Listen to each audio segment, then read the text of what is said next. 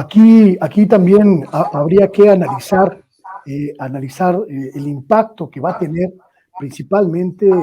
en los sectores opositores. Julio, ¿tú crees que esta decisión de Ebrard y esta especie de cisma que pudo haber provocado al interior de Morena impacte de manera positiva o de manera favorable a la oposición, donde prácticamente están en las mismas? Bueno, mira, fíjate que esta pregunta es una excelente pregunta, Luis Guillermo. Qué bueno que la haces este planteamiento, vamos a desarrollarlo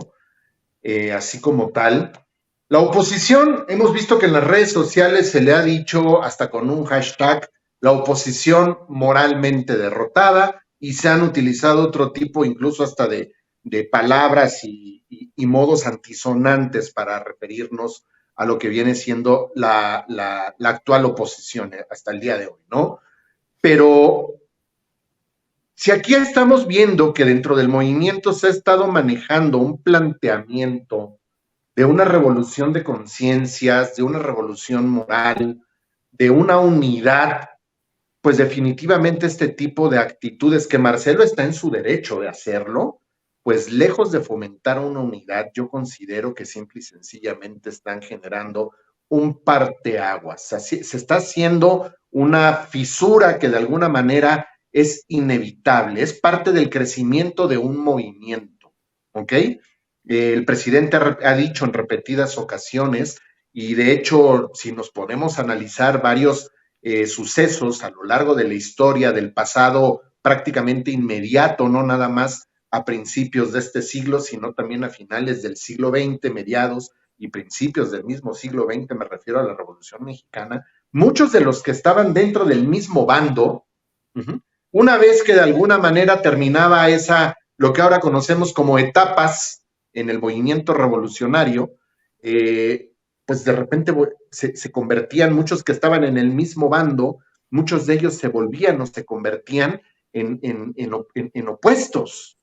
y venía como un conflicto interno por una especie de cotas de poder, a ver quién finalmente se iba a quedar con esa parte de poder que creían merecer,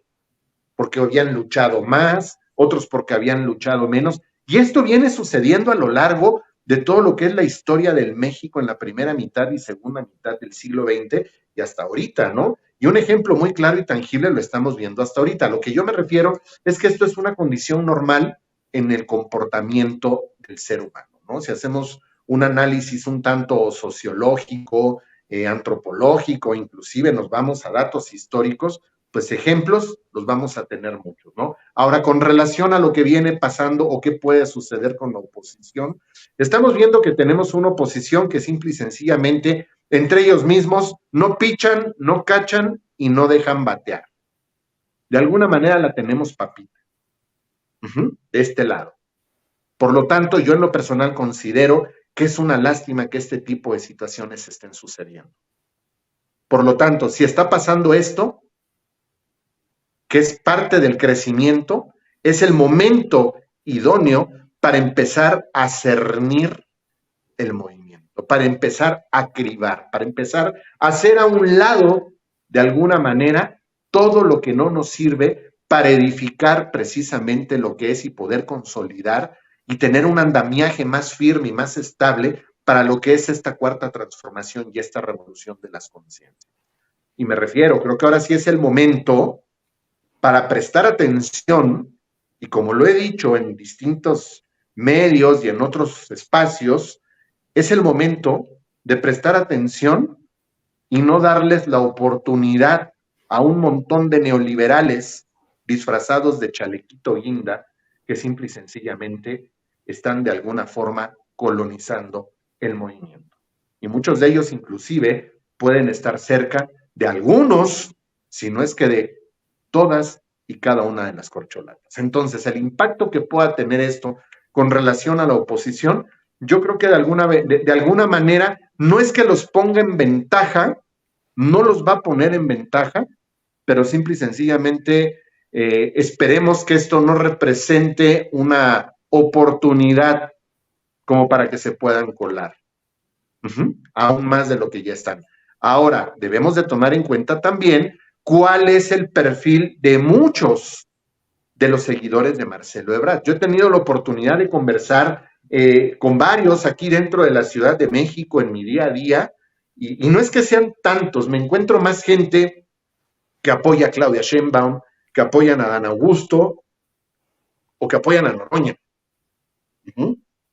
Pero a Marcelo no me encuentro con tantos, pero definitivamente los que me he encontrado y lo que yo he escuchado por a viva voz, ahora sí que directamente de ellos, es que no les parece, no les cae bien Andrés Manuel, se expresan de muy mala manera,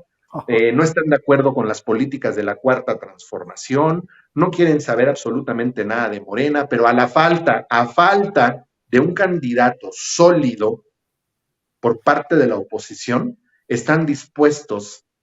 a votar por Marcelo Ebrard. ¿Por qué? Porque se sienten más identificados con él. El apellido, Marcelo Ebrard Casaubon, es alto,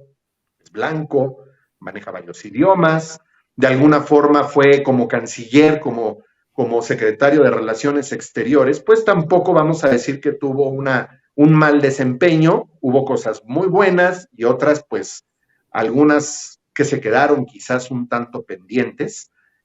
pero ese es el motivo por el cual ellos se inclinan, porque se sienten identificados, porque lo consideran que él es uno de ellos y no ellos parte de un movimiento. Entonces creo que esto puede ser un momento donde ciertos personajes de la oposición de alguna manera puedan de alguna forma sentirse quizás un poco más identificados, porque pues están viendo que de alguna manera se pudiera llegar a generar una posible ruptura por parte de Marcelo con el movimiento. Es cuanto.